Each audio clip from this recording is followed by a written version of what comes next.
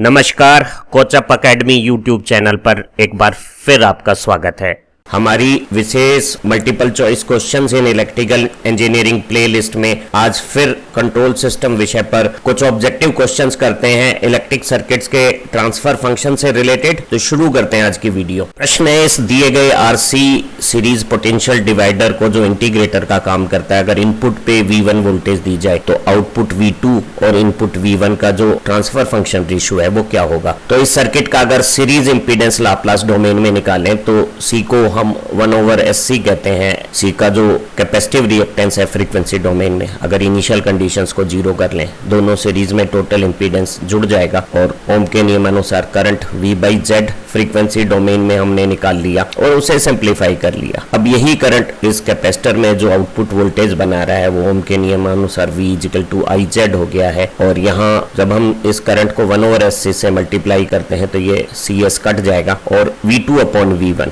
आप देखिए ये हमारा राइट चॉइस हो गई है। आप आंसर याद करने के बजाय तरीका सीखिए, सरल है। C को हम लाप्लास या फ्रीक्वेंसी डोमेन में 1/CS कहते हैं, बड़ा आसान है। हमने कभी XC फ्रीक्वेंसी डोमेन में याद की थी 1/ωc, तो वो जो ओमेगा था वो इसी लाप्लास फ्रीक्वेंसी S का इमेजनरी पार्ट था। तो ओमेगा की जगह अगर आप S लिख देते हैं तो ये स्वरूप XC का आ गया है। Z निकाल सकते हैं, I V/Z से निकाल सकते हैं और V/IZ से निकाल सकते हैं और V2/V1। सिंपली यहाँ दोनों इंपीडेंस का रेशो हो गया है 1/CS आउटपुट का और R+1/CS इनपुट का टोटल, उनका रेशो हो गया। सिंप्लीफिकेशन से ये स्वरूप आ जाएगा। उसी प्रश्न में जुड़े हुए R और C का क्रम बदल दिया है। पिछली बार हम C के अक्रॉस आउटपुट ले रहे थे, अब R के अक्रॉस आउटपुट ले रहे हैं। और ये जो आउटपुट वोल्टेज का लाप्लास ट्रांसफर फंक्शन है और इनपुट वोल्टेज का जो लाप्लास ट्रांसफर फंक्शन है उसका रेशो पूरे सर्किट का ट्रांसफर फंक्शन हो जाएगा। एक बार फिर सीरीज सर्किट का इंपीडेंस निकाला, करंट निकाला, सिंप्लीफिकेशन कर लिया। करंट की वैल्यू सेम आएगी, लेकिन इस बार क्योंकि आउटपुट वोल्टेज R के अक्रॉस है तो यहाँ ऊपर R से मल्टीप्लीकेशन होने पर ये स्वरूप आ जाएगा और ये जो हमारी ऑप्शन ए है वो राइट चॉइस हो जाएगी। एक बार फिर हमारे डिनोमिनेटर में S की हाईएस्ट पावर 1 आई है। इस तरह के सर्किट्स को हम फर्स्ट ऑर्डर के सर्किट्स कहते हैं। एक और उसी तरह का सर्किट है जिसमें RC की बजाय RL सीरीज में है और L के अक्रॉस आउटपुट वोल्टेज V2 ली जा रही है। तो लाप्लास ट्रांसफर फॉर्म में आउटपुट वोल्टेज और इनपुट वोल्टेज के रेशो को इस सर्किट का ट्रांसफर फंक्शन कहेंगे। वो क्या है जानना है तो एक बार फिर हमने सर्किट का इंपीडेंस निकाला। इस बार इंडक्टर है तो इंडक्टर का लाप्लास ट्रांसफॉर्म में इंपीडेंस XL होगा। करंट उसी तरह से ओम्स लॉ के हिसाब से निकाल लिया हमने, V में Z का भाग दे दिया और ZR और SL का सम हो गया है। अब L के अक्रॉस वोल्टेज IZ हो गई है और ये रूप आ गया है। अब आउटपुट वोल्टेज और इनपुट वोल्टेज का रेशो निकाला जा सकता है और आप देखिए हमारा ऑप्शन B राइट चॉइस हो गया है। पिछले प्रश्न में हल्का परिवर्तन हो गया है। अब इस LR सीरीज सर्किट में R के अक्रॉस हम आउटपुट वोल्टेज V2 ले रहे हैं। एक बार फिर आउटपुट वोल्टेज और इनपुट वोल्टेज के लाप्लास ट्रांसफॉर्म फॉर्म में रेशो को, जिसे सर्किट का ट्रांसफर फंक्शन कहते हैं, निकालना है। सर्किट का इंपीडेंस फिर वही R और ये L का लाप्लास इंपीडेंस LS सीरीज में है। करंट ओम के नियम अनुसार V/Z हो गया है। ध्यान रहे कि ओम का नियम यहाँ जब हम फ्रीक्वेंसी डोमेन में निकालेंगे तो ये करंट भी फ्रीक्वेंसी डोमेन में आएगा। Z की जगह R+LS लिखने पे और इनपुट वोल्टेज अगर V1 इन S डोमेन हो तो ये स्वरूप आ गया करंट का। और आउटपुट वोल्टेज करंट में इस रेजिस्टेंस के अक्रॉस IR ओम के नियम अनुसार जब हम निकालेंगे तो ये जो स्वरूप आउटपुट और इनपुट का जो रिलेशन आ रहा है उसी रिलेशन से हम transfer function output voltage upon input voltage कर सकते हैं और कैलकुलेशन करने पर ये रिजल्ट आ गया है। जब आप पिछला रिजल्ट देख रहे थे और ये रिजल्ट देख रहे हैं तो इन्हें हम बहुत जल्दी से भी कर सकते हैं। ये जो सीरीज पोटेंशियल डिवाइडर होते हैं उनमें करंट सेम होता है, वोल्टेज उनके इंपीडेंस के रेशो से होती है। तो ये वस्तुतः आउटपुट इंपीडेंस R और सीरीज का टोटल इंपीडेंस का रेशो है। पिछली बार के सवाल में जब आपने L के अक्रॉस आउटपुट लिया था तो ये आंसर आ गया था। एक बार फिर देखें कि दोनों के डिनोमिनेटर में S की हाईएस्ट पावर 1 होने के कारण ऐसे सर्किट को हम फर्स्ट ऑर्डर के सर्किट्स कहते हैं। इस बार हमें एक LC डिवाइडर में C के अक्रॉस आउटपुट वोल्टेज और दोनों के सीरीज कॉम्बिनेशन के अक्रॉस इनपुट वोल्टेज है। तो आउटपुट वोल्टेज और इनपुट वोल्टेज के फ्रीक्वेंसी डोमेन फंक्शन का रेशो ट्रांसफर फंक्शन ज्ञात करना है। इस एलसी सर्किट में एल का इंपीडेंस और सी का इंपीडेंस एलएस और 1/CS लिखने पे टोटल इंपीडेंस हो गया है। CS कॉमन लेता हूं तो ये सरलीकरण से रूप आ जाएगा। ध्यान रहे कि ये S और S मल्टीप्लीकेशन होने के बाद अब S स्क्वायर हो गया है। पहले की भांति ओम के नियम से करंट V/Z आ गया है। Z की वैल्यू अगर हम रखेंगे तो डिनोमिनेटर में S स्क्वायर है, CS न्यूमरेटर में V1 के साथ मल्टीप्लाई हो जाएगा। इस करंट को जो C में जाएगा, C के इंपीडेंस से मल्टीप्लाई करने पे C के अक्रॉस आउटपुट वोल्टेज V2S आ जाएगी S डोमेन में, और वो प्राइमरी फ्रीक्वेंसी डोमेन वोल्टेज के रूप में ये CS और ये CS कट गया है, ये स्वरूप रखेगा। आउटपुट वोल्टेज में इनपुट वोल्टेज का भाग देने पे जब ट्रांसफर फंक्शन निकालेंगे तो आप देखिए ये स्वरूप आ गया है। इसी स्वरूप को हम ऐसा भी लिख सकते हैं, आउटपुट इंपीडेंस और पूरे सर्किट का टोटल इंपीडेंस। तो यहाँ A और C दोनों राइट चॉइस है और हम यहाँ D पिक कर सकते हैं। इस बार आप देखिए डिनोमिनेटर में S की हाईएस्ट पावर 2 आने के कारण ऐसे सर्किट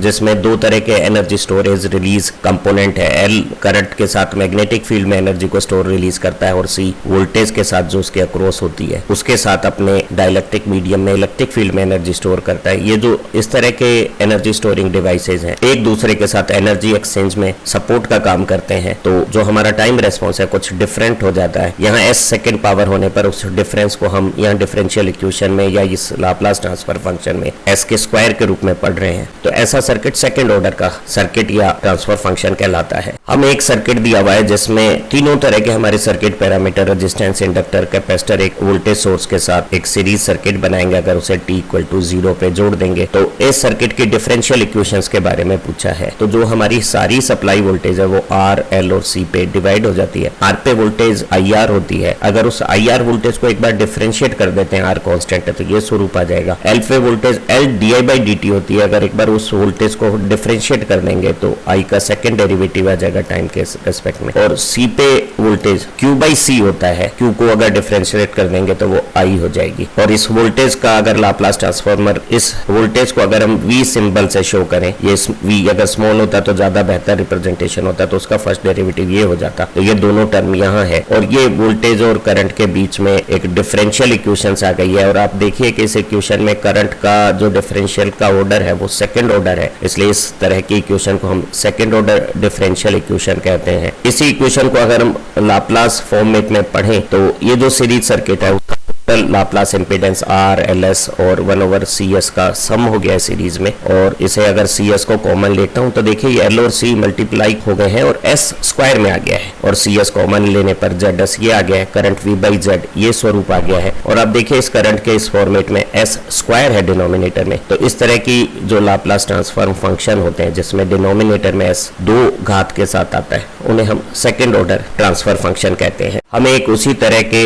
RLC सीरीज सर्किट में C के अक्रॉस आउटपुट वोल्टेज V2 लेते हुए और पूरे सीरीज कॉम्बिनेशन पे इनपुट वोल्टेज V1 लगाते हुए दोनों वोल्टेज के जो फ्रीक्वेंसी डोमेन फंक्शन का रेशो है आउटपुट और इनपुट का, यानी सर्किट का ट्रांसफर फंक्शन पूछा है। सीरीज सर्किट में हमने इंपीडेंस निकाला। हमें मालूम है L को LS और C को 1/CS इंपीडेंस कहेंगे फ्रीक्वेंसी डोमेन में। सीरीज में सारे इंपीडेंस जोड़ देंगे, CS को कॉमन लेने के बाद ये L और C का प्रोडक्ट यहाँ S की घात 2 के साथ होगा, R और C के साथ यहाँ S होगा और ये 1 CS कॉमन आ गया। सर्किट में V/Z करके करंट निकाल लिया और करंट निकालते समय ये CS डिनोमिनेटर में जब भाग देंगे तो ऊपर V1 के साथ मल्टीप्लीकेशन में आ जाएगा और ये numerator function as it is denominator में आ जाएगा। ये करंट यहाँ C के अक्रॉस आउटपुट वोल्टेज बनाएगा फ्रीक्वेंसी या लाप्लास डोमेन में। ओम का नियम V=IZ लगाने पे जब CS और CS का मल्टीप्लीकेशन आया तो ये स्वरूप आ गया है। अब देखिए जब L और C दोनों होते हैं तो यहाँ S स्क्वायर आ जाता है। ऐसे सर्किट में जब केवल RL या केवल RC थे तो S की अधिकतम घात केवल 1 आई थी और हमारा सिस्टम फर्स्ट ऑर्डर रहा था, लेकिन L और C दोनों आने पे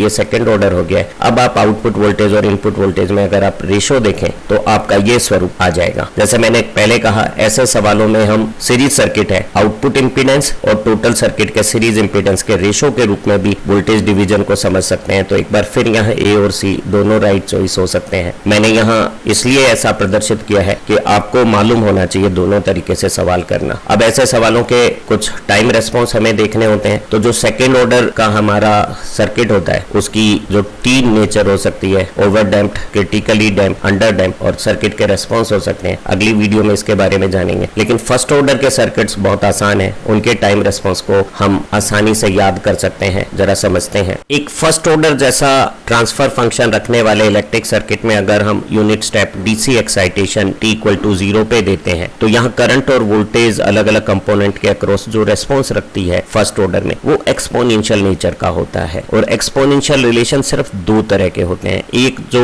t इक्वल टू 0 पे शून्य स्थिति पे अधिकतम मान के साथ शुरू हो और डिक्रीज हो एक्सपोनेंशियली और इन्फिनिटी पे शून्य हो जाता है, वो एक्सपोनेंशियल डिकेइंग कंपोनेंट को हम e की घात माइनस टी ओवर लैम्डा से शो करते हैं। यहाँ e एक्सपोनेंट है 2.718 नंबर का एक शॉर्ट फॉर्म, और e की पावर हमेशा डायमेंशन लेस होती है। अगर t सेकंड में है तो ये लैम्डा भी सेकंड में यूनिट रखेगा, और सर्किट के कांस्टेंट का प्रोडक्ट जिसके यूनिट सेकंड टाइम की यूनिट है उसे हम टाइम कांस्टेंट कहते हैं। तो अगर r ओम में और c फेरेड में है तो r और c का प्रोडक्ट इस RC सर्किट का टाइम कांस्टेंट कहलाएगा, और ये टाइम कांस्टेंट तय करेगा कि हमारा ये जो करंट है उसका जो एक्सपोनेंशियल डिकेइंग बिहेवियर है वो कैसा होगा। जब t लैम्डा के बराबर एक टाइम कांस्टेंट हो जाए तो ये e की घात माइनस 1 0.368 हो जाएगा, यानी हमारा जो डिकेइंग कंपोनेंट है वो 63% डिके होके केवल 37% रह जाएगा। इस सर्किट में करंट t इक्वल टू 0 पे जब कैपेसिटर पे कोई वोल्टेज नहीं है, कैपेसिटर शॉर्ट सर्किट बिहेव कर रहा है, तो सारी वोल्टेज R पे आके maximum value E by R रखती है। तो इस मैक्सिमम वैल्यू से अगर इस एक्सपोनेंशियल नेचर को अगर मल्टीप्लाई कर दें तो करंट का ये मैथमेटिकल एक्सप्रेशन आ जाएगा, और करंट से रेजिस्टेंस में वोल्टेज IR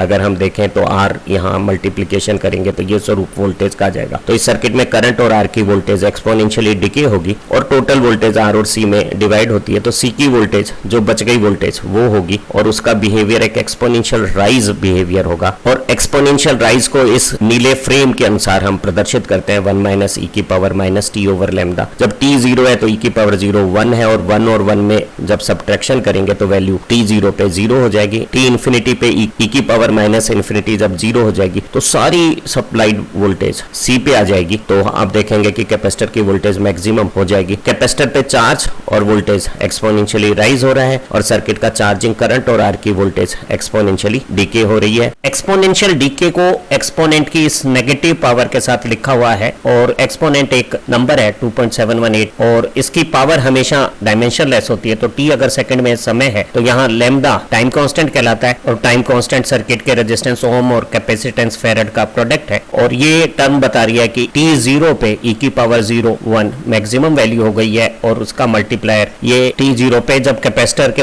अक्रॉस कोई वोल्टेज नहीं है तो सारी वोल्टेज रेजिस्टेंस में e बाई R करंट बना रही है t 0 पे, और एक्सपोनेंशियली ये करंट डिके हो रहा है। एक टाइम कांस्टेंट समय पे e की पावर माइनस 1 इसकी वैल्यू को 36% रख देगी, यानी डिक्रीज 63% हो जाएगी। और जो कैपेसिटर की वोल्टेज है और कैपेसिटर पे चार्ज है वो एक्सपोनेंशियली राइज हो रहा है, और राइज का एक्सप्रेशन यहाँ ग्रीन हाईलाइट जैसा है। t 0 पे e की पावर 0 1 इस वैल्यू को 0 बता रही है, और t इन्फिनिटी पे e की पावर माइनस इन्फिनिटी जब 0 हो जाएगी तो कैपेसिटर पे फुल सप्लाई वोल्टेज आ जाएगी। तो एक्सपोनेंशियल डिकेइंग टर्म ये है और एक्सपोनेंशियल राइज टर्म ये है, और इनके ग्राफ यहाँ एक्सपोनेंशियल डिके को हम नीले रंग से और एक्सपोनेंशियल राइज को लाल रंग से प्रदर्शित कर रहे हैं। एक और फर्स्ट ऑर्डर के कंट्रोल सिस्टम का टिपिकल इलेक्ट्रिक सर्किट एग्जांपल ये सीरीज LR सर्किट है, जिसे एक यूनिट स्टेप डीसी वोल्टेज से t इक्वल टू 0 पे अगर कनेक्ट करें और L में अगर इनिशियल करंट नहीं है तो t 0 पे L अपने करंट को बदलने नहीं देगा, तो सर्किट का करंट 0 से शुरू होगा, और L पे आई हुई वोल्टेज सबसे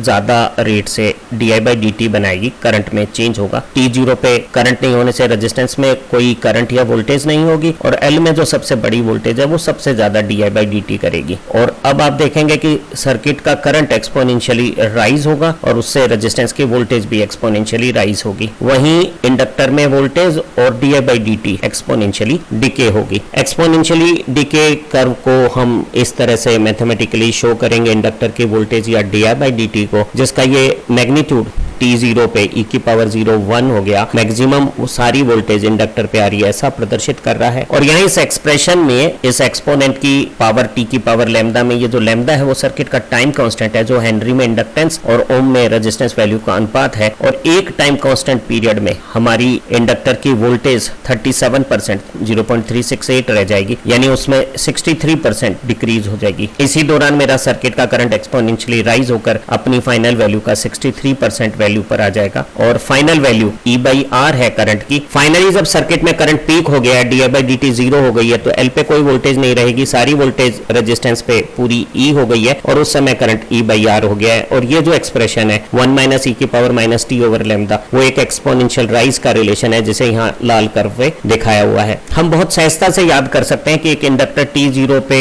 ओपन सर्किट जैसा बिहेव करता है। अगर उसका करंट पहले से 0 है तो वो बिना समय लिए नहीं बदलेगा, क्योंकि एक इंडक्टर में जो D I by D T है वो E बाई एल होती है, E फाइनाइट है, तो D I by D T finite होने से समय लेकर ही धारा बदलेगी। तो धारा में शुरू में परिवर्तन सबसे तेज रफ्तार से होगा E बाई एल, लेकिन धारा का मान 0 होगा, तो धारा 0 से अधिकतम मान पाएगी, एक्सपोनेंशियली राइज होगी। उसका एक्सप्रेशन 1 माइनस ई की power minus T over lambda जैसा होगा। और जो D I by D T है या इंडक्टर की वोल्टेज है वो एक्सपोनेंशियली डिके होगी। और करंट में जो परिवर्तन सबसे ज्यादा था शुरू में, वो अंत में परिवर्तन बंद हो जाएगा। आप यहाँ ये भी देख सकते हैं कि धारा जब ज्यादा परिवर्तन की दर रख रही है तो धारा में ये स्लोप ज्यादा है, और जैसे जैसे धारा में परिवर्तन की दर घट रही है, नीले कर्व से देखिए, तो धारा के बढ़ने की रफ्तार धीमी होती जा रही है। और जब धारा में परिवर्तन की दर 0 हो गई है तो धारा ने बढ़ना बंद कर देना है अनंत पे। दोनों एक्सपोनेंशियल डिके और एक्सपोनेंशियल राइज को समझ सकते हैं। और L को T0 पे ओपन सर्किट और T